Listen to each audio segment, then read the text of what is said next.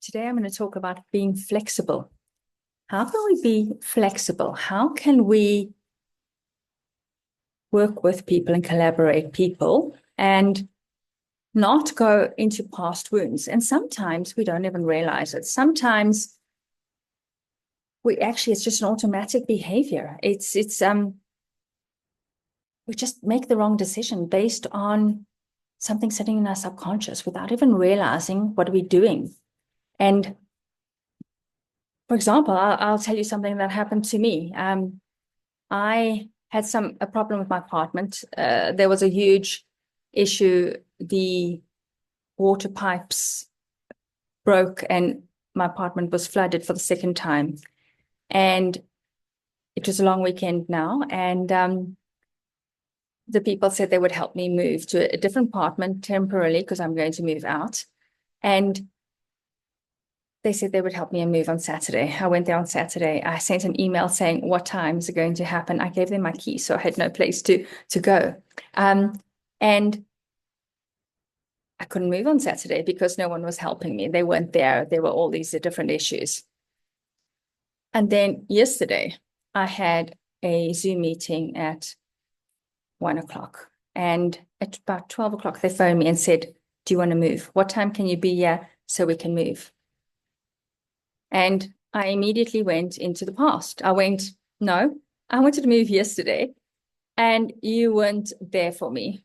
Now I'm not going to readjust my things to move. And today I'm thinking it and I'm going, actually, I shot myself in the foot. Basically, I would have had 3 or 4 people helping me to pack everything in boxes, just put it in another apartment temporarily. And when I move permanently on Wednesday, it would be easy. I would have had 3 people helping me. I would have actually collaborated and worked with people. And now I said, no, they made an effort. They decided on Saturday they weren't going to help me. On Sunday, they changed their mind and said, let's be flexible. And they met me with resistance. Had I done things differently, had I just said, yes, I'm going to come now. I'll put my things on hold. I'll come now. I would have had people helping me. And I would have had their support because they took one step forward and I rejected them. I didn't meet them with their new way of thinking.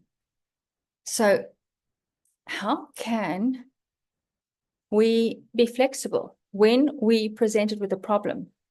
Instead of going to the past like I did. No, I was there on Saturday and you were not there. You didn't make it. And there's that hurt. How can I let go of that and go, okay, today's Sunday. Yes, they didn't help me yesterday, but they're willing to help me today. How can I say, yes, let's do it? And I would have got it done. And now my Wednesday would be so much easier. Now I'm going to have to do everything by myself on Wednesday. So it's quite interesting, actually, how often we can make decisions without even realizing based on past hurts.